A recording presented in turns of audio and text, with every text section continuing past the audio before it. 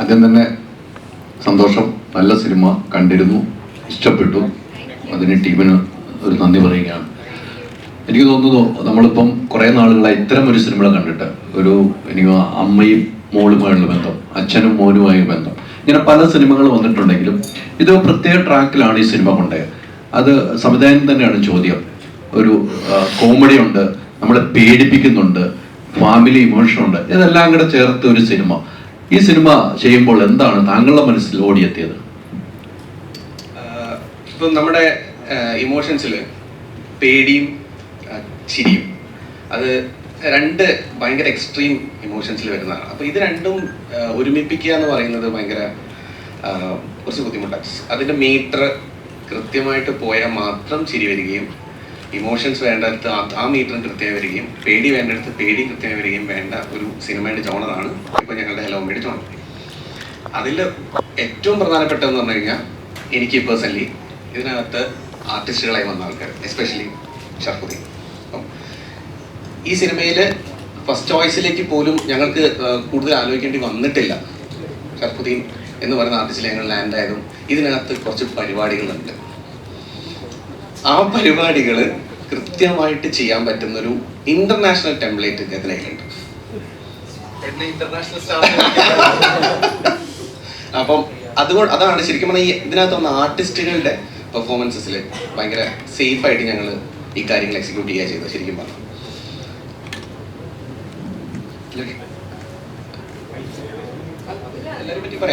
അല്ല, ഷറഫി പറഞ്ഞ പോലെ ഷറഫിന്റെ പെർഫോമൻസ് എനിക്ക് വളരെയധികം ഇഷ്ടപ്പെട്ടു. പേഴ്സണലായിട്ട് പറയാം, വളരെയധികം ഇഷ്ടപ്പെട്ടു.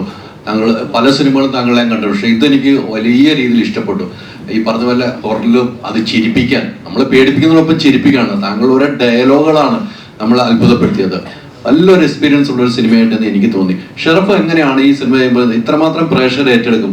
ഇതൊരു പേടിപ്പിക്കുന്നതിനൊപ്പം ചിരിപ്പിക്കാൻ എനിക്ക് കഴിയും, ഓരോ ഡയലോഗ്. അങ്ങനെ ഒരു ചിന്താഗതി ഉണ്ടായിട്ടുണ്ടായിരുന്നു ഷറഫിന്? ഇല്ല, ഇതിന്റെ കഥ കേട്ടപ്പോൾ തന്നെ കിട്ടിയ ഒരു, ഇപ്പൊ നിങ്ങൾക്ക് ഈ സിനിമയുടെ ട്രെയിലർ കണ്ടപ്പോൾ തോന്നുന്ന ഒരു എക്സൈറ്റ്മെന്റ് ഉണ്ടല്ലോ, അപ്പൊ നമുക്കൊരു ഐഡിയ കിട്ടുമല്ലോ. അതേപോലെ തന്നെയായിരുന്നു എനിക്ക് ഇതിന്റെ കഥ കേട്ടപ്പോൾ തോന്നിയത്. അത് വർക്കായിരുന്നു. എപ്പോഴും ശ്രദ്ധിക്കുക ഹൈദരാലിക്ക. അപ്പോ അതിന്റെ ആ ഒരു ട്രെയിലർ കണ്ടപ്പോൾ ഉള്ള അതേ, എല്ലാവരും ട്രെയിലർ കണ്ടപ്പോൾ ഉള്ള അതേ ഒരു ഇതാണ് എനിക്കും സിനിമയുടെ കഥ കേട്ടപ്പോൾ തോന്നിയത്. പിന്നെ ചിരിപ്പിക്കുക എന്ന് പറഞ്ഞു കഴിഞ്ഞാൽ ശരിക്കും അറിയാലോ, ഞാൻ കൊമേഡിയനാണ്.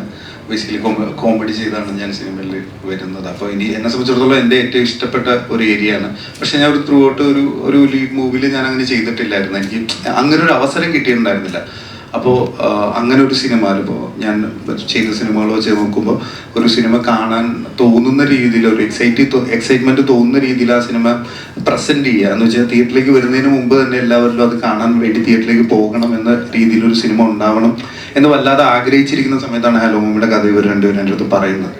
അപ്പോൾ തന്നെയാണ് ഞാൻ അതിലേക്ക് ഇന്നായത്. എൻ്റെ കാരണം ആ ഐഡിയ ആണ്. എന്ന് വെച്ച് കഴിഞ്ഞാൽ എൻ്റെ ക്യാരക്ടറിൻ്റെ ഒരവസ്ഥ അത് വർക്കാണ്. ഇനി എന്നെ സംബന്ധിച്ചിടത്തോളം അതിൽ എനിക്കൊരു പ്ലേ ഉണ്ടെന്ന് എനിക്ക് തോന്നിയിട്ടുണ്ടായിരുന്നു. Thank you. ഷറഫ് പറഞ്ഞല്ലോ, ഞാൻ ശ്രദ്ധിക്കുന്നുണ്ട്. പക്ഷെ അവസ്ഥ പറഞ്ഞപ്പോഴാണ് അതൊരു വല്ലാത്തൊരു അവസ്ഥയായിരുന്നു. ചില സീക്വൻസ് കാണുമ്പോൾ വലിയൊരു അവസ്ഥയിലേക്കാണ് കൊണ്ടുവയ്ക്കുന്നത്. ആ മമ്മി എന്ന ഐശ്വര്യയുടെ വിളിയിൽ ഷറഫിന്റെ ഒരു എക്സ്പ്രഷനും ഒരു ഡയലോഗും ഉണ്ട്. പിന്നീട് ആ സിനിമ കാണാത്തോട് ഞാൻ പറയില്ല, അതുകൊണ്ട് ഒരു സ്ഥലത്ത് കയറി ഇരുന്നിട്ട് ഒരു വീഴ്ചയൊക്കെ ഉണ്ടല്ലോ, അതൊക്കെ എങ്ങനെ ഉണ്ടായിരുന്നു? ആദ്യത്തെ ആ വീഴ്ചയാണോ? അത് പൊളിയായിരുന്നു. അതെങ്ങനെ ഉണ്ടായിരുന്നു? Thank you. ഞാൻ എൻ്റെ അടുത്ത് എങ്ങനെ ഉണ്ടായിരുന്നല്ലോ, നിങ്ങൾ കണ്ടിട്ട് എങ്ങനെ ഉണ്ടായിരുന്നു? ചെയ്യുമ്പോൾ അടിപൊളിയായിരുന്നു. എന്ന് വെച്ച് കഴിഞ്ഞാൽ അത് ആ ദിവസം തുടക്കത്തിൽ തന്നെയാണ് നമ്മൾ ഷൂട്ട് ചെയ്തത്. അത് ഭയങ്കര ഏറ്റവും എക്സൈറ്റ്മെന്റ് ഉള്ളതും ഇപ്പൊ സിനിമയുടെ ആ ഭാഗം എത്തുമ്പോൾ എങ്ങനെ വന്നാലും എന്തെങ്കിലും രീതിയിൽ, അപ്പൊ നമുക്ക് ചില സീനുകളെ കുറിച്ചൊരു ധാരണ ഉണ്ടാവുമല്ലോ, അത് ചെയ്യുന്നതിന് മുമ്പ് ഈ സീനിൽ എന്തായാലും എല്ലാവരും ഒന്ന് ഇന്നാവുമെന്ന് തോന്നുന്നു. അതുപോലത്തെ ഒരു സീനായിരുന്നു അത്. അതുപോലെ തന്നെ വർക്കായിട്ടുണ്ട് അല്ലേ? Thank you. ഷർഫി, ഈ സ്ലാപ്സ്റ്റിക് ജോണറിൽ ഇത് ചെയ്യാന്നുള്ളൊരു കാര്യമുണ്ടല്ലോ, ആക്ഷൻ കോമഡിയാണ്. അത് CID മ്യൂസിക് ശേഷം അത് ആ ഒരു ലെവലിൽ നമ്മൾ കണ്ടിട്ടില്ല. കുറെ ഫിസിക്കലി നമുക്ക് ലോജിക്കിനൊക്കെ ചർച്ച ചെയ്യുന്ന, അല്ലെങ്കിൽ നിയമങ്ങളൊക്കെ മറന്നു പോകുന്ന, ഇത് വർക്ക് ആവോ അല്ലെങ്കിൽ ആ സംശയങ്ങളുണ്ടായിരുന്നു ഏതെങ്കിലും പോയിന്റില്? എനിക്ക് എന്താ പറയാ, അത് ചെയ്യാൻ പറ്റുമെന്ന് എനിക്ക് ഒരു വിശ്വാസമുണ്ട്. പിന്നെ ഇത് ചെയ്തിട്ട് ഇത് എടുക്കുമെന്നുള്ളതിനെ കുറിച്ചാണ് നമുക്കൊരു ടെൻഷനുള്ളൂ. പക്ഷെ അത് എടുക്കുമെന്ന് തോന്നി കഴിഞ്ഞാൽ നമ്മൾക്ക് ഇത് സംഭവിക്കുന്നു. ഇപ്പൊ ഈ പറഞ്ഞ ഇതിന്റെ ഫിസിക്സ് സംഭവിക്കുന്നതിന് കാരണമാകുന്നത് സോളിഡാണ്, ഈ സിനിമയുടെ മൂല കാരണമാണ്. അപ്പൊ അതുകൊണ്ട് തന്നെ അതിന്റെ സപ്പോർട്ട് എനിക്കുണ്ട്. എന്ന് വെച്ച് കഴിഞ്ഞാൽ ഞാൻ ചെയ്യുന്നതിന് ആ സപ്പോർട്ടുണ്ട്. അപ്പൊ അത് വെച്ചിട്ടാണ്, ആ വിശ്വാസത്തിലാണ് ഞാനും ചെയ്യുന്നത്. അതല്ലാതെ ഒരു നോർമൽ സിനിമയിൽ ചെയ്യാവുന്ന ഒരു അത്ര ആക്ഷൻസോ അല്ലെങ്കിൽ അങ്ങനെ ഒരു സാഹചര്യം സംഭവിച്ചാൽ ചിലപ്പോൾ അത് ഭയങ്കര ചിലപ്പോൾ ബാക്ക് ഫെയർ ചെയ്യും. അപ്പോൾ എനിക്ക് തോന്നുന്നു ഈ ഒരു സിനിമയ്ക്ക് അങ്ങനെ ചെയ്യാനൊരു സാധ്യത കിട്ടിയായിരുന്നു. അപ്പൊ അത് വെച്ചിട്ട് തന്നെയാണ് അങ്ങനെ വിശ്വസിച്ച് ചെയ്തത്. മാസ് സീക്വൻസുകളുണ്ടല്ലോ, അപ്പം അത് ഇപ്പത്തെ ഒരു സ്ലൈസ് ഓഫ് ജോണർ സിനിമകളാണല്ലോ ഷർഫ് ചെയ്യുന്നത്. അപ്പൊ അതിൽ നിന്ന് കുറച്ച് ഓവർ ദ ടോപ്പ് ആവുമെന്ന് വിചാരിച്ചിട്ടാണോ അവിടെ ഒരു സൂപ്പർ പവർ വരുമ്പോഴാണ് ഇങ്ങനെ അയാൾ മാസ് ഹീറോ ആയി ട്രാൻസ്ഫോം ആവുന്നത്? അത് അങ്ങനെ ഡെലിബറേറ്റ്ലി വെച്ചതാണോ? ഇപ്പൊ കുറച്ച് ആക്ഷൻ സീക്വൻസുകളൊക്കെ ചെയ്യുന്നു, കുറച്ച് മാസമായിട്ടാണ് അത് ചെയ്യുന്നത്. അപ്പൊ അതിനൊരു ഇപ്പൊ ചെയ്യുന്ന ഒരു സാധാരണക്കാരൻ ഇമേജ് ഉണ്ടല്ലോ, അത് കുറച്ചുകൂടി ലൗഡായി പോകും, അല്ലെങ്കിൽ അത് ആളുകൾക്ക് ജാറായി ഫീൽ ചെയ്യുമെന്ന് തോന്നിയിട്ടാണോ അങ്ങനെ ഒരു സൂപ്പർ പവർ? അവിടെയും ഞാൻ പറഞ്ഞത് അതാണ്. അവിടെയും ഞാനാണത് ചെയ്യുന്നതെങ്കിൽ അത് ചിലപ്പോ അത് ഇതില്ല. നമുക്ക് അവിടെ കിട്ടുന്ന ആ സപ്പോർട്ട് അതാണ് അവിടെ വർക്ക് ചെയ്യുന്നത്, അല്ലെ? അല്ലെങ്കിൽ നിങ്ങൾക്കും അത് വർക്കാവാൻ ചാൻസ് ഇല്ല. അവിടെ കിട്ടിയ ആ ഒരു കാര്യമാണ് അതിന്റെ ഒരു സപ്പോർട്ട് കിട്ടുന്നത്. അപ്പൊ അതിനനുസരിച്ച് പെരുമാറാന്നുള്ളതാണ്. അതില്ല എന്നുണ്ടെങ്കിൽ നമ്മൾ ഒരിക്കലും അങ്ങനെ ആ ക്യാരക്ടർ, എന്തായാലും ബോണി എന്ന് പറയുന്ന ക്യാരക്ടറിന് അങ്ങനെ ഒരു ഇത് ചെയ്യാൻ പറ്റില്ല. ഈ ഒരു സപ്പോർട്ടിൽ അത് ചെയ്യാൻ പറ്റുമെന്ന് എനിക്ക് തോന്നുന്നു. ഐശ്വര്യ, ഷറഫ് രണ്ടുപേരോടാണ് ചോദ്യം. കാരണം ഇതിനകത്ത് ഏകദേശം ഒരു മണിക്കൂറിനടുത്ത് CG ഫുട്ടേജ് ഉണ്ട് എന്നാണ് നമുക്ക് തോന്നിയിട്ടുള്ളത്. അപ്പം ഇതിനെങ്ങനെ റിയാക്ട് ചെയ്യുക നിങ്ങൾ രണ്ടുപേരും? എൻ്റെ അറിവിൽ അങ്ങനെ ഇപ്പം ഐശ്വര്യക്ക് പൊന്നിയിൻ സെൽവനിലൊക്കെ അങ്ങനെ ചിലപ്പോൾ CG ഷോട്ട്സിന്റെ ഉണ്ടാകുമായിരിക്കും. പക്ഷെ നിങ്ങൾ രണ്ടുപേരും അങ്ങനെ ഇത്രയും ഹൈ ലെങ്ത് ഉള്ള അല്ലെങ്കിൽ ഇത്രയും ലെങ്ത് ആയിട്ടുള്ള സീക്വൻസുകളുടെ ഭാഗമായിട്ടുണ്ടാവില്ലേ? അതിനെങ്ങനെ റിയാക്ട് ചെയ്യുക, അത് പെർഫോം ചെയ്യുക എന്ന് പറയുന്നത് ഒരു പുതിയ ലേണിംഗ് ആയിരുന്നു. ഞാനിതിന്റെ ഈ പോസ്റ്റ് പ്രൊഡക്ഷൻ നടക്കുമ്പോൾ ഒരു ദിവസം ഇതുപോലെ ഞാനൊരു ചായ കുടിക്കാൻ വേണ്ടി നമ്മുടെ ഈ എടപ്പള്ളിയിൽ ഇങ്ങനെ ചായ കുടിച്ചപ്പോൾ കുറേ പേര് അവിടെ നിന്ന് ചായ കുടിക്കുന്നുണ്ട് നമ്മൾ പറയുക.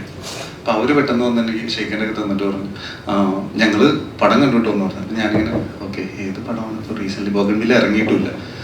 അപ്പോൾ അപ്പോഴാണ് ഇവരാണ് പിക്ടോറിയൽ എഫക്ട്സ്, ഇവരാണ് നമ്മുടെ സിനിമ VFX ചെയ്യുന്നത്. അവരുടെ ഓഫീസിന്റെ തൊട്ട് താഴെയുള്ള ഒരു കടയിലാണ് ഞാൻ ചായ കുടിച്ചത്. അപ്പോൾ അവരെന്നെ വിളിച്ചിട്ട് പോയി അകത്ത് നിന്ന് സംസാരിച്ചപ്പോൾ അവർ പറഞ്ഞു അവരെ സംബന്ധിച്ചിടത്തോളം ഏറ്റവും ഹെൽപ്ഫുൾ ആയിട്ട് തോന്നിയതും അവർക്ക് അതുപോലെ തന്നെ ചാലഞ്ചിങ് ആയിട്ട് തോന്നിയതും ഈ ടൊർണാഡോ ഒക്കെ ഉണ്ടാകുന്ന ആ സ്പേസുകളിൽ അതിനനുസരിച്ചിട്ട് ഇതിന്റെ ഓപ്പോസിറ്റ് ഉണ്ടാക്കുക എന്ന് പറയുന്നത് അവർക്കൊരു വലിയൊരു ചാലഞ്ചിങ് പെർഫോമൻസിന്റെ ബാക്കിംഗ് കൂടി വേണമല്ലോ. അതെ, പക്ഷെ അത് എനിക്കറിയില്ല. ഇപ്പൊ ഇതിനൊരു ബഡ്ജറ്റിന്റെ ബാക്കിംഗ് കൂടി വേണം അല്ലെ? അപ്പോ ചിലപ്പോ ഞാൻ അത്രയിട്ട് ചിലപ്പോ പ്രൊഡ്യൂസർക്കായിരിക്കും ചിലപ്പോ പ്രശ്നം വരിക. അപ്പോ എന്താ പറയാ, അത് എനിക്ക് ഇതുവരെ എക്സ്പീരിയൻസ് ഇല്ല. എന്ന് വെച്ച് കഴിഞ്ഞാൽ ഒരു ഇല്ലാത്ത ഒരു സാധനമായിട്ട് കമ്മ്യൂണിക്കേറ്റ് ചെയ്യുന്നതോ അല്ലെങ്കിൽ അങ്ങനെയുള്ള അതെന്റെ ഒരു തോന്നലിലും എൻ്റെ ഒരു ലോജിക്കലും ഞാൻ ചെയ്തതാണ്. എനിക്ക് അങ്ങനെ തോന്നുന്നുണ്ട്. സെയിം ആണ് എനിക്കും. എനിക്ക് ആ ഒരു എൻറ്റിറ്റി എനിക്ക് റിയൽ ആണ്. ആ ഫീലിംഗ് എനിക്ക്, ആ ഇമോഷൻ എനിക്ക് റിയൽ ആണ്. അപ്പം അതിൽ ബിലീവ് ചെയ്തിട്ടാണ് ചെയ്തിട്ടുള്ളത്. അത് എൻ്റെ ഫ്രണ്ടിൻ്റെ അമ്മയ്ക്ക് ഒന്ന് കാണാൻ വന്നിട്ടുണ്ടായിരുന്നു. അപ്പോൾ ആൻറ്റിക്കത് ഞാൻ ക്ലോസ് ആയിട്ട് വാച്ച് ചെയ്തു ആൻറ്റിക്ക് വന്ന ഇമോഷൻസ് ഒക്കെ. അപ്പോൾ അത് വർക്കായി എന്നാണ് തോന്നുന്നത്, കിട്ടിയെന്നാണ് തോന്നുന്നത്. ഇതിൻ്റെ കൂട്ടത്തിലൊരു കാര്യം പറയും, നമ്മുടെ ബോളിവുഡിൽ എനിക്ക് പേര് പറഞ്ഞാൽ ശരിയാവില്ല എന്ന് എനിക്ക് അറിഞ്ഞൂടാ. ബോളിവുഡിൽ ഒരു വലിയ നടനുണ്ട്, മമ്മി കൂടെ ഉണ്ടെന്ന നടന് ഒരു വിചാരമുണ്ട്. അല്ലെങ്കിൽ വർഷങ്ങളായിട്ട് ആ ആക്ടർ അങ്ങനെയാണ്. എനിക്ക് പറയാം, മനസ്സിലായോ? അത് അദ്ദേഹത്തിന്റെ വിചാരം അങ്ങനെയാണ്, അത് മമ്മി കൂടെ ഉണ്ടെന്നാണ്. അത് വർഷങ്ങളായിട്ട് അങ്ങനെ തന്നെയാണ്, ഇൻഡസ്ട്രിയിൽ എല്ലാവർക്കും അറിയാവുന്നതാണ്. ഞാൻ ഈ എൻ്റെ അടുത്ത് ഫ്രൈഡേയിൽ വിജയ് ബാബു ചേട്ടനാണ് പറഞ്ഞത് ഇങ്ങനൊരു നമ്മുടെ ട്രെയിലർ ഇറങ്ങിയതിന് ശേഷം. അപ്പം അത് വേറൊരു അത് അപ്പൊ ശരിക്കും ഉണ്ടത് ഒരു വിശ്വാസത്തിന്റെ ഭാഗമാണ്. ഇപ്പൊ മമ്മി കൂടെ ഉണ്ടെന്ന് പറയുമ്പോൾ ഒരു വിശ്വാസത്തിന്റെ ഭാഗം കൂടിയാണല്ലോ. ഇപ്പം മരിച്ചു പോയവർ അല്ലെങ്കിൽ നമ്മളെ വിട്ടുപോയവർ അങ്ങനെയൊക്കെ നമ്മളെ കൂടെ ഒരു വിശ്വാസം, ഒരേ മതത്തിന്റെ വിശ്വാസത്തിന്റെ ഭാഗമാണ്. സംവിധാനങ്ങളും ശ്രദ്ധിക്കുകയാണ്, വിശ്വാസത്തിന്റെ ഭാഗമാണ്. ഇത്തരം ഒരു സബ്ജക്റ്റുകൾ ഒരു വിശ്വാസത്തെ ചോദ്യം ചെയ്യുന്ന നിലയിൽ വിശ്വാസത ഇതിലേക്ക് കൂടുന്നു. ഈ സിനിമ കണ്ട് നമുക്കൊരു മതവിശ്വാസം കൂടുന്നു എന്ന നിലയിലേക്ക് താങ്കൾ ഇതെപ്പോഴും ചിന്തിച്ചിട്ടുണ്ടോ? അങ്ങനെ ഒരു മതവിശ്വാസത്തിന്റെ കാര്യങ്ങളിലേക്ക് ഇത് ഒന്നാമെന്ന് വെച്ചാൽ ഇതിലിപ്പോൾ നമ്മൾ മമ്മി എന്ന് വിളിക്കുന്ന മമ്മി എന്നാണ് നമ്മൾ ഇതിനകത്ത് വെച്ചിരിക്കുന്ന കഥാപാത്രം മമ്മിയാണ്. ഇത് കണ്ടിറങ്ങുന്ന ആളുകൾക്കും അതല്ലെങ്കിൽ ഇതിനകത്ത് ഇമോഷൻ എന്ന് പറയുന്നതിനെയാണ് നമ്മൾ ഇതിനകത്ത് മമ്മിയായിട്ട് വെച്ചിരിക്കുന്ന ഒരു സെല്ലിംഗ് ഫാക്ടർ. അതാണ് ഇപ്പം നമ്മൾ ചോദ്യം ചോദിച്ച് തുടങ്ങിയപ്പോഴും നിങ്ങളും ഫോക്കസ് ചെയ്ത് പറഞ്ഞൊരു പോയിന്റും അത് തന്നെയാണ്. നമ്മളൊരു സെർട്ടൺ പോയിന്റ് മൊത്തത്തിൽ നമ്മൾ ചിരിപ്പിച്ച് ഒരു പോയിന്റിലേക്ക് എത്തുമ്പോൾ ഇമോഷൻ കൊടുക്കുമ്പോൾ അതിനെ ഏത് മതക്കാർ ആർക്കും ലോകത്തിലെല്ലാവർക്കും മനസ്സിലാവുന്നത്. അതുകൊണ്ടാണ് ഇങ്ങനെ ഒരു പേര് തന്നെ ഇട്ടെ. ഹലോ മമ്മി എന്ന് പറഞ്ഞാൽ ഇനിയിപ്പോൾ തെറ്റിച്ച് പറയാൻ ലോകത്തിലാർക്കും പറ്റില്ല. അപ്പോൾ ആ ഇമോഷൻ അതല്ലാതെ ബാക്കിയെല്ലാം മനസ്സിൽ നിന്ന് കളഞ്ഞിട്ടേ നമുക്ക് ഈ സിനിമയെ അപ്രോച്ച് ചെയ്യാൻ പാടുള്ളൂ. കാരണം അങ്ങനെ കാണാവൂ ഇതിനെ. അങ്ങനെ കണ്ടാലേ നമുക്കിത് എൻ്റർടൈൻമെൻ്റ് ആവുള്ളൂ. ഇത് അല്ലാതെ നമ്മളതിനെ ആ രീതി കണ്ടു കഴിഞ്ഞാൽ അങ്ങനെയല്ല അതിനെ കാണേണ്ട വേർഷൻ. അതായത് just to elaborate on it, അമ്മ എന്ന് പറഞ്ഞ ഇമോഷന് മതമില്ല. അമ്മ എല്ലാവർക്കും അമ്മയാണ്. ആ ഒരു ഇമോഷനെ നമുക്ക് അങ്ങനെ ഒരു കമ്പാർട്ട്മെന്റലൈസ് ചെയ്യാൻ പറ്റില്ല. എല്ലാവർക്കും മനസ്സിലാവുന്ന കാര്യമാണ്. അത് ഹിന്ദു, മുസ്ലിം, ഇനി ലോകത്തിലെ എല്ലാ മതങ്ങളിലുള്ളവർക്കും ആ ഇമോഷൻ പ്യുവറാണ് എല്ലാവരുടെയും. അതാണ് നമ്മൾ ഈ സിനിമയുടെ ഒരു കോർ എലിമെന്റ് ആയിട്ട് പ്ലേസ് ചെയ്തിട്ടുള്ളത്. അത് തന്നെയാണ് ചോദിച്ചത്. നമ്മളൊന്നും ഒരു തട്ടുകേട് പറ്റിയാൽ പെട്ടെന്ന് നമ്മൾ എൻ്റെ അമ്മയെന്നാണ് വിളിക്കുന്നത്.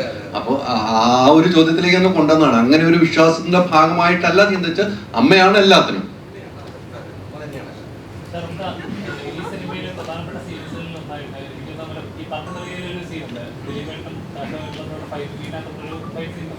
അതേപോലെ തന്നെ ഒരു ചേട്ടൻ ഒരു സീൻ ഉണ്ടായിരുന്നു, സീൻ ഉണ്ടായിരുന്നു.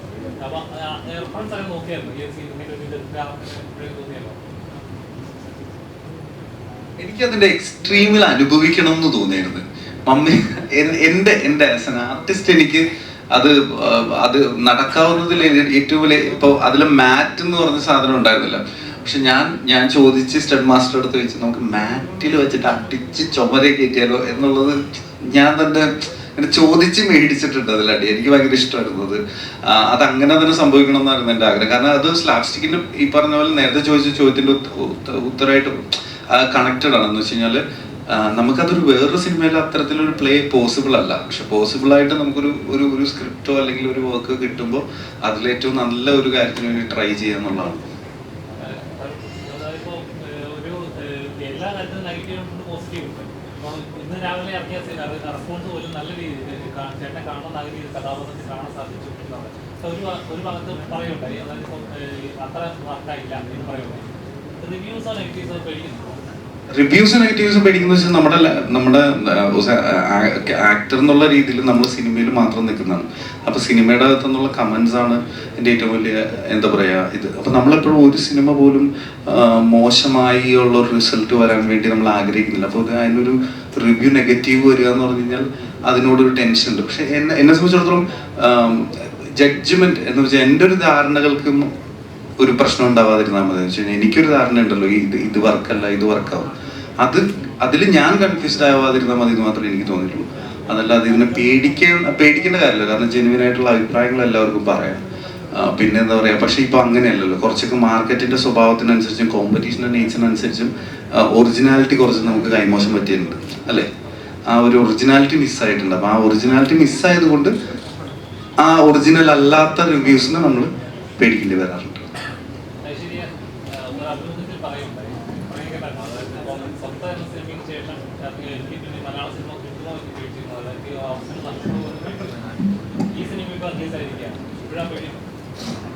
ഇല്ല, ഞാൻ ആ പേടിനെ ഇതിനു മുന്നേ ഞാൻ അഡ്രസ്സ് ചെയ്തായിരുന്നു. ഈ സിനിമ ഇറങ്ങുന്നത് വരെ എനിക്ക് വെയിറ്റ് ചെയ്യേണ്ടി വന്നില്ല.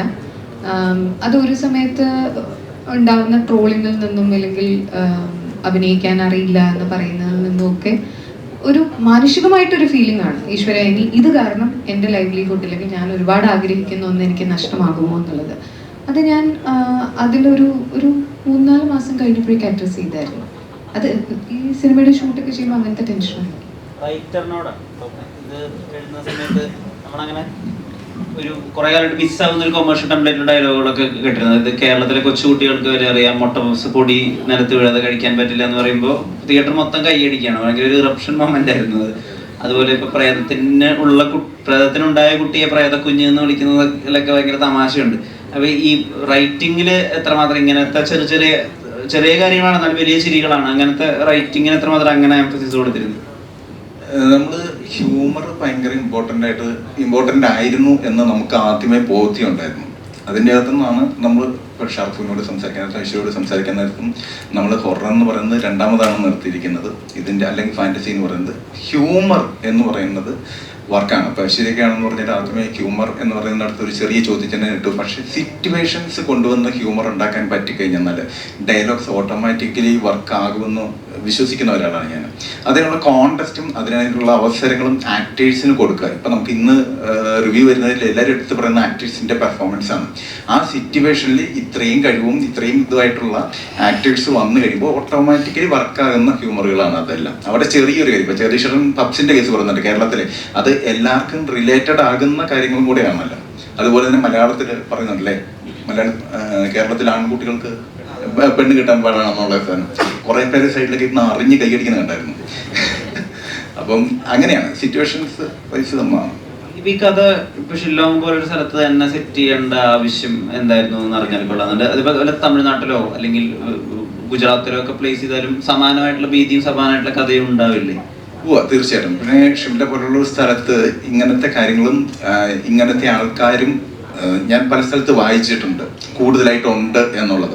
പിന്നെ നമുക്ക് പരിചിതമല്ലാത്ത ഒരു സ്ഥലത്തേക്ക് വെക്കുമ്പോൾ കിട്ടുന്ന ഒരു സുഖം ഉണ്ടല്ലോ, നമുക്ക് കുറച്ച് ലിബർട്ടി കൂടുതൽ കിട്ടും, നമുക്ക് എന്ത് വേണമെങ്കിലും കാണിക്കാം, അതങ്ങനെയാണ് ഇതിങ്ങനെയാണ് എന്നുള്ളത്. തമിഴ്നാടോ അതല്ലെങ്കിൽ നമുക്ക് പരിചയമായിട്ടുള്ള സാധനങ്ങളിൽ നമ്മൾ കണ്ടിട്ടുണ്ട്, അതൊന്ന് മാറ്റിപ്പിടിക്കുക.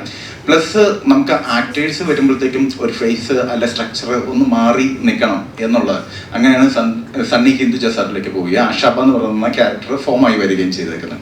എനിക്ക് വിശ്വാസം തിയേറ്ററിലൊക്കെ നല്ല റെസ്പോൺസ് ആണ് കിട്ടുന്നത്. ആഷാബ എന്ന് പറയുന്ന ക്യാരക്ടറിന് ചർച്ച ചെയ്യപ്പെട്ടിരുന്നു ഓൾറെഡി, പക്ഷെ ഒന്നുകൂടെ ചിലപ്പം ചർച്ച ചെയ്യപ്പെടാൻ സാധ്യതയുള്ള ഒരു ക്യാരക്ടറാണ് ആഷാബ എന്ന് പറയുന്നത്. മമ്മിയുടെ ഡീറ്റെയിൽസ് ഉണ്ടല്ലോ, അത് മമ്മി എങ്ങനെയാണ് ഇത്രയും പവർഫുൾ ആയത്? ഇപ്പൊ അമ്മയും മകളും അവിടെ ചെയ്ത കാര്യങ്ങളെ പറ്റി ഒരുപാട് അവിടുത്തെ ആളുകൾക്ക് തന്നെ പറയാനുണ്ടെന്നൊക്കെ ഒരു ഡയലോഗിലാണ് അജോഗീസ് വന്നിട്ട് ബ്രീഫ് ചെയ്യുന്നത്. അപ്പൊ ഈ ഏരിയ ഒക്കെ സ്പൂൺ ഫീഡ് ചെയ്യണ്ട എന്നുള്ളതൊരു ബോധപൂർവ്വം എടുത്ത തീരുമാനമാണ്. ഉറപ്പായിട്ടും. കാരണം വെച്ചാൽ അമ്മ മകൾ എന്ന് പറയുന്നത് നമ്മൾ കാണിക്കുന്ന സമയത്ത് തന്നെ അത് എസ്റ്റാബ്ലിഷ്ഡ് ആണെന്ന് നമുക്ക് ഉത്തമ ബോധ്യം ഉണ്ടായിരുന്നു. അവിടെ ഒരു അഡീഷണൽ ആയിട്ട് അവര് ചേർന്നിരിക്കുന്നതോ അതല്ലെന്നുണ്ടെങ്കിൽ അവര് തമ്മിലുള്ള ഒരു, നമ്മൾ ആദ്യമേ തീരുമാനിച്ചത് ഈ ക്യാരക്ടറിനെ കാണിക്കണ്ട എന്ന് പറയുന്ന ഒരു സാധനം ഉണ്ടല്ലോ, അതുപോലെ തന്നെ ഒരു തീരുമാനമായിരുന്നു ഇതിൻ്റെ അകത്ത് നമ്മൾ സ്പൂൺ പ്രത്യേകിച്ച് അമ്മ പാസ അങ്ങനെയൊന്നും വേണ്ട നമുക്ക് എന്ന് ആദ്യമേ തീരുമാനിക്കും. നമുക്കിട്ട് എറിയുവാണെങ്കിൽ വെച്ച് എറിയാൻ സാധ്യതയുള്ള ഒരു കല്ലാണ് അമ്മ പാസ, പക്ഷെ അത് അങ്ങനെ വരരുതെന്ന് ആഗ്രഹം ഉണ്ടായിരുന്നു. അതുപോലെ തന്നെ ഇതിൻ്റെ അകത്ത് ചില മൊമെന്റ്സ് നമുക്ക് ആലോചിച്ച് കഴിഞ്ഞാൽ കിട്ടാൻ പറ്റില്ല. എന്തുകൊണ്ടാണ് എന്ന് എല്ലാവരുടെയും ചോദ്യമാണല്ലോ, ഈ അമ്മ മോളെ വിടാത്തത് എന്തുകൊണ്ടാണെന്നുള്ളത്. ആ കാര്യങ്ങൾ ആലോചിച്ച സിനിമയ്ക്കകത്ത് തന്നെയുണ്ട്, എന്തുകൊണ്ട് വിട്ട് പോയില്ല എന്നുള്ളത്. അവിടെ പുതിയ ഒരു ക്യാരക്ടർ വരുന്നിടത്താണ് നമ്മുടെ സിനിമ ആരംഭിക്കുന്നത് തന്നെ. ഇവരുടെ ഒരു ലോകമുണ്ട്, ജഗദീഷേട്ടൻ്റെയും ഐശ്വര്യൻ്റെയും അതല്ലെങ്കിൽ സാമുവലിൻ്റെ സ്റ്റെഫിയുടെ ഒരു ലോകമുണ്ട്. ആ ലോകത്ത് അവർ ഭയങ്കര ഹാപ്പി ആയിട്ട് ഭയങ്കര സാറ്റിസ്ഫൈഡ് ആയിട്ട് പോയിക്കൊണ്ടിരിക്കുക. പുറം ലോകമായിട്ട് വലിയ ബന്ധമില്ല. അങ്ങോട്ട് ഒരു പുതിയ ഒരു സ്ട്രേഞ്ചർ ആയിട്ടുള്ള ഒരാൾ കടന്നു വന്നു കഴിഞ്ഞാൽ അവിടെ എന്തൊക്കെ സംഭവിക്കും, അതാണ് വാട്ട് ഈഫ് എന്നുള്ളത് ആലോചിച്ച് ചെയ്തതാണ്. സിനിമ തീരുന്നവരെ ആ ക്യാരക്ടറെ കാണിക്കുന്നില്ലല്ലോ. അങ്ങനെ തന്നെയായിരുന്നു ഒരു തീരുമാനം ഉണ്ടായിരുന്നു. അത് എത്രമാത്രം ഫലമാവുന്നു ചിന്തിച്ചിരുന്നു. ഒരു ക്യാരക്ടർ നമ്മൾ കാണണമെന്ന് നമ്മൾ ആഗ്രഹിക്കുകയാണ്, അത് നമുക്ക് കാണാൻ കഴിയുന്നില്ല. ഇപ്പൊ താങ്കൾ പറഞ്ഞുകൊണ്ടാണ് ഞാൻ അതിലേക്ക് വന്നത്. അല്ലെങ്കിൽ അങ്ങനെ എഴുതുമ്പോൾ അത് എങ്ങനെ പ്രേക്ഷകർ ഏറ്റെടുക്കുന്ന ഒരു ചിന്താഗതി താങ്കൾക്ക് ഉണ്ടായിരുന്നു ഏതെങ്കിലും സമയത്ത്? ഞങ്ങൾ ചർച്ചയിൽ പലപ്പോഴായിട്ട് ഈ കാര്യം വന്നിട്ടുണ്ട്. ആദ്യം തൊട്ട് ചേട്ടൻ ചോദിച്ചത് കറക്റ്റാണ്. ഇങ്ങനെ വന്നപ്പം പല രീതിയിലുള്ള ആൻസറുകൾ വന്നിട്ടുണ്ട്. പക്ഷേ എന്നെ അട്രാക്ട് ചെയ്ത അല്ലെ എന്നെ സാറ്റിസ്ഫൈഡ് ചെയ്തത് ഒരു ക്യാരക്ടർ നമ്മുടെ എന്താ പറയുക എമ്പതി എന്ന് പറയുമല്ലോ. ഇപ്പൊ ഷറഫിന്റെ സ്ഥാനത്ത് നമ്മൾ നിൽക്കുമ്പോഴാണ് നമുക്ക് ആ പടം വർക്കാകുന്നത്. അവരവരുടെ അമ്മമാരെ കാണട്ടെ എന്ന് പറയുന്ന ഒരു ഫേസ് കൊടുത്തു കഴിഞ്ഞു കഴിഞ്ഞാൽ അത് രജിസ്റ്റേർഡ് ആവും. അതിൻ്റെ അകത്ത് എനിക്ക് ഒരു സ്വാതന്ത്ര്യമുണ്ട്. എനിക്ക് എൻ്റെ അമ്മേനെ പ്ലേസ് ചെയ്തിട്ട് കൂടുതൽ റിലേറ്റബിൾ ആയിട്ട് നമുക്ക് ആ പടത്തിലേക്ക് കയറാനായിട്ട് സാധിക്കും. ഒറ്റ കാരണത്താലാണ് ഫേസ് എന്നുള്ള പല രീതിയിൽ നമ്മൾ കാണിക്കുന്നുണ്ട്. ലിറ്ററലി കറക്റ്റ് അല്ല, കാണിക്കുന്നില്ല എന്ന് പറയുന്നത്. പക്ഷേ എങ്കിലും ഭൂരിപക്ഷം ജനങ്ങൾക്കും കാണിക്കുന്നില്ല എന്ന് പറഞ്ഞ ചിന്തയിലേക്ക് കൊണ്ടുവരാനാണ് ഞങ്ങൾ താല്പര്യപ്പെട്ടത്.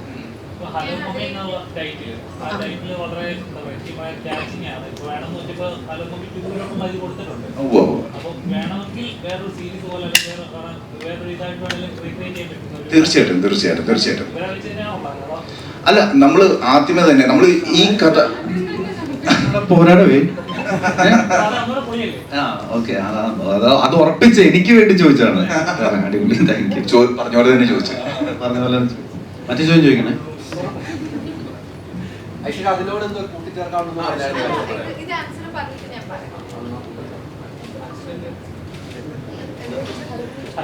അല്ല, അതിൻ്റെ ബേസിക്കലി എന്താണെന്ന് വെച്ചാൽ ഈ മമ്മി എന്ന് പറയുന്ന കഥാപാത്രത്തെ നമുക്ക് പല ചോദ്യങ്ങളുണ്ട്. എന്തുകൊണ്ട് തിരിച്ചു പോയി, ഞാൻ ഓൾറെഡി അഡ്രസ്സ് ചെയ്തതാണ്. പക്ഷേ എന്തുകൊണ്ട് പോയി എന്നുള്ളത് ഒരു ഇമോഷണൽ കഥയാണ്. അത് ഞങ്ങൾ ഫസ്റ്റ് ഇതിൻ്റെ അകത്ത് ഫില്ല് ചെയ്യാത്ത ഓരോ കാര്യങ്ങളും ഞങ്ങൾ എഴുതിയിട്ടുണ്ട്. അവരെങ്ങനെയാണ് ആ മരിക്കുന്ന പോയിന്റ്, എങ്ങനെയാണ് തിരിച്ചു വന്ന പോയിന്റ്, എങ്ങനെയാണ്, അത് ഹെവി ഇമോഷനാണ്. പക്ഷെ ഇത് നമ്മൾ സ്റ്റാർട്ടിങ് എന്നുള്ള രീതിയിൽ ഞാൻ പറഞ്ഞില്ലേ, ഷർഫ് ഇവരുടെ ലൈഫിലേക്ക് കയറി വരുന്ന ഒരു പോയിന്റ് മാത്രമാണ് നമ്മൾ കാണിച്ചിരിക്കുന്നത്. അതിന് മുൻപും പിൻപും ഉള്ള കഥകളുണ്ട്. എന്തുകൊണ്ട് പോയില്ല, ഇവർ എത്ര നാൾ ഇവിടെ നിന്നിരിക്കുന്നു, ബഹോടകൾ എന്ന് പറയുന്ന ആ ഗ്രൂപ്പിന് എന്താണ് ഇവരുമായിട്ടുള്ള ബന്ധം, ഈ ചോദ്യങ്ങളൊക്കെ നമ്മൾ നിലനിർത്തിക്കൊണ്ട് തന്നെയാണ് ഭയങ്കര കോൺഫിഡൻ്റ് ആയിട്ട് നിൽക്കാനുള്ള കാരണം, അങ്ങനെ അഡ്രസ്സ് ചെയ്യാനുള്ള കാരണം എന്താണെന്ന് വെച്ച് കഴിഞ്ഞാൽ ഇത് ഈ പടത്തിന് ഇനഫായിരുന്നു എന്ന് നമുക്കൊരു കോൺഫിഡൻസ് വന്നതുകൊണ്ടാണ്.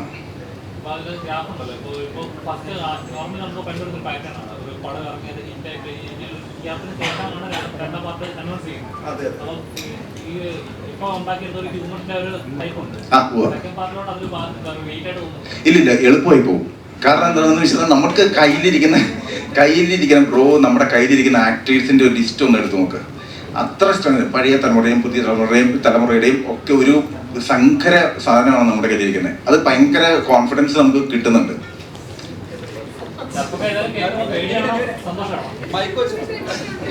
ഇത് ഉപയോഗിക്കുന്ന വാക്കുകളൊക്കെ കേൾക്കുമ്പോൾ എനിക്ക് കിട്ടുന്ന സങ്കര ഇനം പശു എന്നൊക്കെ പറയുമ്പോൾ. പക്ഷെ ഒരു കാര്യമുണ്ട്, ഞാൻ ഹലോ മമ്മി 2 മമ്മി ഉണ്ടോ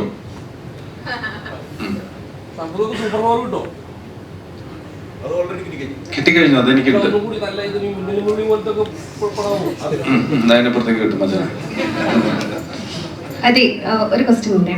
ഇവിടെ അയ്യോ അല്ല, ആക്ച്വലി ബോളിവുഡിൽ ഇങ്ങനത്തെ പോസ്റ്റേഴ്സ് ഓൾമോസ്റ്റ് കണ്ടിട്ടുള്ളത് ഇതുപോലത്തെ. അപ്പോൾ ഈ അക്ഷയ് കുമാർ പോലത്തെ ആർട്ടിസ്റ്റ്, നമ്മുടെ റിതേഷ് ദേശ്മുഖ്, അങ്ങനെ ഒരുപാട് പേര് ഇങ്ങനത്തെ കുറെ ഹ്യൂമർ, കോമഡി അങ്ങനത്തെ സംഭവങ്ങൾ ചെയ്യുന്നുണ്ടല്ലോ, മീൻസ് ഹൊറർ ആയിട്ടുള്ള. അപ്പൊ അതാണോ നിങ്ങൾ ഉദ്ദേശിച്ചത്? മീൻസ് ഒരു ബോളിവുഡ് ടച്ച് കിട്ടാൻ വേണ്ടി കഥ എഴുതിയപ്പോ റൈറ്ററിനോടാ? നമ്മൾ അങ്ങനെ ഒരു സിറ്റുവേഷൻ, നമ്മൾ കണ്ടുപരിചയം ഇല്ലാത്ത ഒരു സാധനം കൊണ്ടുവരണം എന്നുള്ള സിമ്പിൾ ആയിട്ടുള്ള ഒരു ആഗ്രഹത്തിന്റെ പുറത്താണ് നമ്മൾ അങ്ങനെ ഒരു കാര്യത്തിലേക്ക് പോയിരിക്കുന്നത്. അപ്പം നമ്മൾ സംസാരിച്ച് കഴിഞ്ഞപ്പോൾ ഇങ്ങനെ ഒരു ആക്ടർ, സണ്ണി ഹിന്ദിച്ച പോലുള്ള റെയിൽവേ മാനൊക്കെ ചെയ്ത് ഭയങ്കര എസ്റ്റാബ്ലിഷ്ഡ് ആയിട്ടുള്ള ഒരു ആക്ടർ വന്നു കഴിഞ്ഞപ്പോഴത്തേക്കും നമുക്ക് കിട്ടുന്ന ഒരു കോൺഫിഡൻസ് ഉണ്ട്. അപ്പോൾ അതിനും വലിയ കാര്യങ്ങളുണ്ടായി. അയാൾ വരണമെന്നുണ്ടെങ്കിൽ അതിൻ്റെ കോസ്റ്റ്, പ്രൊഡക്ഷൻ, കാര്യങ്ങളെല്ലാം ഉണ്ട്. അപ്പോൾ ഇതെല്ലാം കൂടി ഒത്തു വന്നു കഴിഞ്ഞപ്പോഴത്തേക്കും നമുക്ക് കിട്ടിയ ഒരു കോൺഫിഡൻസിൻ്റെ പുറത്താണ് ആ ക്യാരക്ടർ അത്രയും എന്താ പറയുക, അതുപോലത്തെ വിഷ്വൽസ്. ഇപ്പം എസ്പെഷ്യലി പറയുകയാണെന്നുണ്ടെങ്കിൽ എല്ലാവരും എടുത്ത് പറയുന്ന കാര്യമാണ് സി ജി പിക്ടോറിയൽ എന്ന് പറയുന്നത് എടപ്പള്ളി തന്നെയാണ്. ഷർഫ് ഓൾറെഡി പറഞ്ഞു. അപ്പം നമുക്ക് എല്ലാവർക്കും സംശയം ഉണ്ടായിരുന്നു മലയാളത്തിൽ ഇങ്ങനൊരു സാധനം ഇത്ര ക്ലാരിറ്റിയോട് കൂടി ഇത്ര കോൺഫിഡൻ്റ് ആയിട്ട് കാണിക്കാൻ പറ്റുമോ എന്നുള്ളത്. പക്ഷെ നമ്മൾ ആദ്യത്തെ ഒരു 3 സീൻ്റെ കട്ട് വന്നു കഴിഞ്ഞപ്പോൾ തന്നെ ഞങ്ങൾ കോൺഫിഡൻ്റ് ആവുകയും തുടർന്ന് എന്താ പറയുന്നത്, കൈവിട്ട് കളിച്ചോ എന്ന് പറയുന്ന ഒരു രീതിയിലേക്ക് അവരുമായിട്ട് നമ്മൾ സംസാരിക്കുകയും ചെയ്തു. ആ ഒരു വിശ്വാസത്തിന്റെ പുറത്താണ് നമ്മൾ ഇതിലേക്ക് വന്നിരിക്കുന്നത്.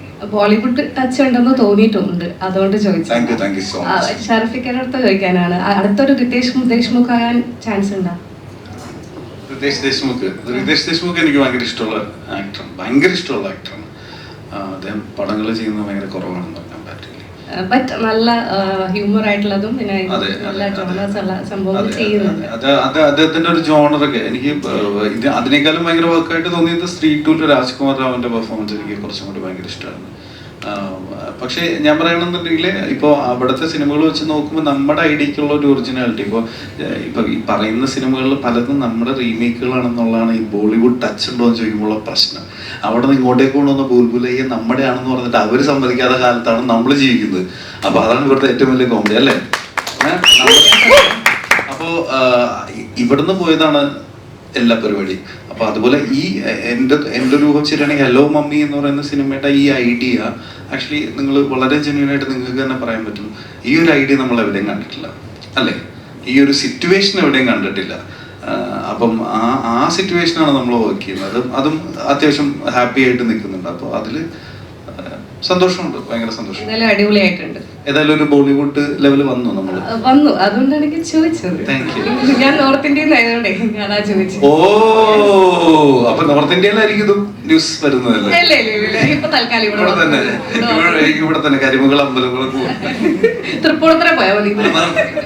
ഷാഫ്, ഈ ഹലോ മമ്മി 2-ന് ഹലോ മമ്മി 2 എന്ന് പേരിടാൻ മമ്മി റിട്ടേൺസ് എന്നുള്ള പേര് കോപ്പറേറ്റ് അടിക്കുന്നുള്ള കാരണം കൊണ്ടാണ്. ഹലോ മമ്മി ദോ എന്നും ഒരു പ്ലാൻ ഉണ്ട്. Mummy returns. അതെ, ഹലോ മമ്മി. ഹലോ മമ്മി 2 ആണ് ഈസി ആയിട്ട് നമ്മള് ഒരു വർക്ക് ചെയ്യാവുന്ന ഒരു പരിപാടി എന്ന് എനിക്ക് തോന്നുന്നു. അതുകൊണ്ടായിരിക്കും അവർ വച്ചിരിക്കുന്നത്. പിന്നെ ഞാനുണ്ടോ ഇല്ല എന്നൊന്നും പറഞ്ഞിട്ടില്ല. അവര് അടുത്ത ഇതില് മമ്മി ഉണ്ട് എന്നുള്ളതിനെ കുറിച്ച് എനിക്കൊരു ക്ലാരിറ്റി ആയിട്ട് തോന്നുന്നുണ്ട്. എല്ലാം ഒരു ബിൽഡ് ചെയ്യും. സ്ത്രീയുടെ ഏറ്റവും പുതിയ യൂണിവേഴ്സിറ്റി അക്ഷയ് കുമാർ ഒക്കെ വന്നിട്ടുണ്ട്. അതുപോലെ അതെ, ഹലോമയുടെ അടുത്ത യൂണിവേഴ്സിറ്റി ഇപ്പൊ മമ്മൂക്ക വരുന്നു. ഇല്ല, ഞാൻ പുറത്തുനിന്ന് ആള് വേണ്ടെന്ന് ഇല്ലട്ടാ, അങ്ങനെയൊന്നും ഇല്ലട്ടോ. അവസാനം ഇന്ന് ഞാൻ ഏറി കയറാറില്ല. പടം ഫുള്ള് ഞാൻ ഏറാണ്. ഇനി പടം കഴിഞ്ഞിട്ട് ഏറിൽ കയറേണ്ട കാര്യമില്ല. അപ്പോ അത് അങ്ങനത്തെ ഒരു വലിയ പ്ലാൻ. ഇവര് വേറൊരു പ്ലാനൊക്കെ പറയണ്ടായിരുന്നു അച്ഛനെ, പക്ഷെ എനിക്ക് അതൊന്നും റിവീൽ ചെയ്യാനുള്ള പ്രശ്നങ്ങളുണ്ട്. അപ്പം അത് അത്രേ ഉള്ളൂ. പോസ്റ്റ് പ്രൊഡക്ഷൻ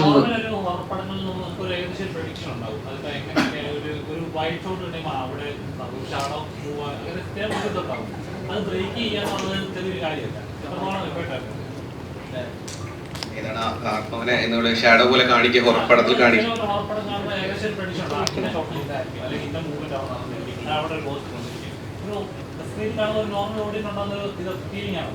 അത് ബ്രേക്ക് ചെയ്യണമെന്നൊരു ഇത് ബ്രേക്ക് ചെയ്താൽ എനിക്ക് ഫീൽ ചെയ്യും പല സ്ഥലത്തും. ഹാർഡ് വർക്കായിരുന്നു. അത് ഈ പറഞ്ഞ പോലെ ഹൊറർ എലമെന്റ് ഒരുപാട് കയറ്റി വെക്കണ്ട എന്നുള്ള തീരുമാനം ഞങ്ങൾക്ക് ഓൾറെഡി ഉണ്ടായിരുന്നു. ഒന്നാമത് ഇതിനകത്ത് മമ്മിയാണ്. അപ്പം എങ്ങനെ നമ്മൾ വെച്ച് കഴിഞ്ഞാൽ ഒരു 4-5 തവണയൊക്കെ കഴിയുമ്പോഴേക്കും പിന്നെ നമ്മളോട് യൂസ് ടു ആവും. പിന്നെ നമുക്കറിയാം, നമ്മൾ പണ്ട് കണ്ട സിനിമകളിലെല്ലാം നമുക്കറിയാം വരും. ഇപ്പം പറഞ്ഞ പോലെ തന്നെ ഇപ്പോൾ വരാനുണ്ട്, അല്ലെങ്കിൽ ഒരു ജംപ് സ്കെയറിന് സാധ്യതയുണ്ട്. അപ്പം ഞങ്ങളത് ഒബ്വിയസ്ലി ഞങ്ങളത് കുറച്ച് ഒഴിവാക്കിയത് തന്നെയാണ് ചെയ്തിരിക്കുന്നത്. ഒന്നാമത് നമുക്ക് ഈ ഫണ്ട് കയറി വരണം. പിന്നെ ഒരു 1 മാൻ ഷോ ഇതിനകത്ത് ഒരു സമയം വരെ കളിക്കുന്നുണ്ട്. ആ 1 മാൻ ഷോയ്ക്ക് ആ ആൾക്ക് ഇന്ന ആളെ അറിയാമെങ്കിൽ പിന്നെ ആ പേടിയല്ല, പിന്നെ വേറെ തരത്തിലാണ് കൈകാര്യം ചെയ്തു പോകുന്നത്. അതുകൊണ്ട് അത്ര ഞങ്ങൾ കുറെ ഒഴിവാക്കി തന്നെയാണ് നിർത്തിയിരിക്കുന്നത് ഹൊററിനെ. ഈ ബിന്ദു പണിക്കറിനെ കറക്റ്റ് കൊണ്ടുവന്ന് എത്തിച്ചിട്ടുണ്ട്. അത് ആരാണ് ബിന്ദു പണിക്കർ തന്നെ ഇത് ചെയ്യാമെന്നൊരു തീരുമാനം? വേറൊരു ചോയ്സ് ഞങ്ങൾ എടുത്തിട്ടില്ല. ബിന്ദു ചേച്ചി മതി ആദ്യമേ ഞങ്ങൾ തീരുമാനിച്ചത്. ബിന്ദു ചേച്ചി തന്നെ ചെയ്യണം. ബിന്ദു ചേച്ചി ഭയങ്കര എഫേർട്ട് ഇട്ട് ചെയ്ത്, ബിന്ദു ചേച്ചിക്ക് ഭയങ്കര ഇത് നല്ല കഷ്ടപ്പെട്ട് ചെയ്തേക്കുന്ന ഒരു ക്യാരക്ടറാണ്. പക്ഷെ നമുക്കറിയാം ചേച്ചി അത് ചെയ്യുന്നുണ്ട്. അപ്പം പക്ഷെ ഭയങ്കര അടിപൊളിയായിട്ട് ചെയ്ത പോലെ ലാസ്റ്റ് ക്ലൈമാക്സിലൊക്കെ ഉള്ള ഭയങ്കര ചെറിയ അല്ലേ ആക്ഷൻ പറയുന്നില്ല. തുടക്കം കാണിക്കുന്നതെന്ന് ഭയങ്കര രീതിക്കാണ് ബിന്ദു ചേച്ചി കാണിച്ചിരിക്കുന്നത്. ക്ലൈമാക്സിലേക്ക് വലിയ ഒരു പെർഫോമൻസ് ആണ് കാഴ്ചവെച്ചിരിക്കുന്നത്. ഇതിന്റെ പോസ്റ്റ് പ്രൊഡക്ഷൻ വർക്ക് എത്ര അടുത്തുണ്ട്? കാരണം അത് പറഞ്ഞ CG ഷോട്ട്സ് ഒക്കെ ടോപ്പ് ക്ലാസ് ആയിട്ടാണ് ഫീൽ ചെയ്തത്. കാരണം എല്ലാ സീനിലും ഒരു സീനിൽ പോലും നമുക്ക് അങ്ങനെ ഇതായിട്ട് തോന്നിയില്ല. കാരണം VFX ഒക്കെ ടോപ്പ് ആയിരുന്നു. എത്ര നാളെടുത്തു ഇത് പോസ്റ്റ് പ്രൊഡക്ഷൻ വർക്ക് എടുത്ത്?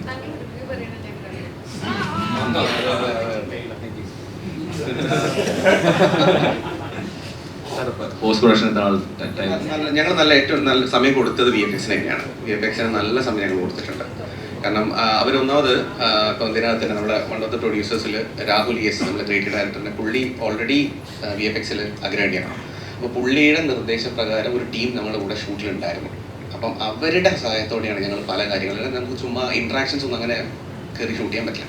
അപ്പോൾ ഇൻട്രാക്ഷൻ ഷൂട്ട് ചെയ്യുമ്പോൾ ഒരുപാട് കാര്യങ്ങൾ അതിനകത്തുണ്ട്. ആ ഇൻട്രാക്ഷൻസ് എല്ലാം ഇവരെ വെച്ചാണ് പല കാര്യങ്ങൾ. ക്ലൈമാക്സ് ഹോൾ ക്രൂ അവിടെ ഉണ്ടായിരുന്നു. അതല്ലെങ്കിൽ എങ്ങനെ വേണം, ഇപ്പോൾ CGയിൽ ഒരാൾക്കും ഒന്നും കുറ്റം പറയാൻ പറ്റാത്ത CG അവർ ചെയ്തിട്ടുണ്ട്. ഇതിലെ മമ്മിയെ അധികം പ്രശ്നങ്ങളൊന്നും ഏൽപ്പിക്കാത്ത ഒരേ ഒരു കഥാപാത്രം എന്ന് പറയുന്നത് ഗംഭീരയുടെ. അത് എന്തുകൊണ്ടായിരിക്കും ആലോചിച്ചിട്ടുണ്ടോ? അമ്മ പൊതുവെ വളരെ നല്ലതായതുകൊണ്ടാണോ? ബോണിയുടെ എല്ലാ ശീലക്കേടുകളും ആദ്യം കണ്ടത് അമ്മയാണ്. അതുകൊണ്ട് ഒരു അമ്മയ്ക്ക് മറ്റമ്മയോടുള്ള ഇഷ്ടം കൊണ്ടാണോ അങ്ങനെ? സ്ത്രീകളോട് ഒന്നാമത്തെ കാര്യം, മരുമോള് ഒരു ദിവസം പോലും എൻ്റെ കയ്യിൽ ഇല്ലല്ലോ. മരുമോൾ സേഫ് ആണല്ലോ. അപ്പം മകൾ സേഫ് ആയതുകൊണ്ട് പിന്നെന്തിനാണ് ഇവരെ ഉപദ്രവിക്കുന്നത് എന്നുള്ളതായിരിക്കാം. അപ്പം അതുകൊണ്ടാവണം എൻ്റെ അടുത്ത് അങ്ങനെ വലിയ പ്രശ്നമില്ലാത്തത്.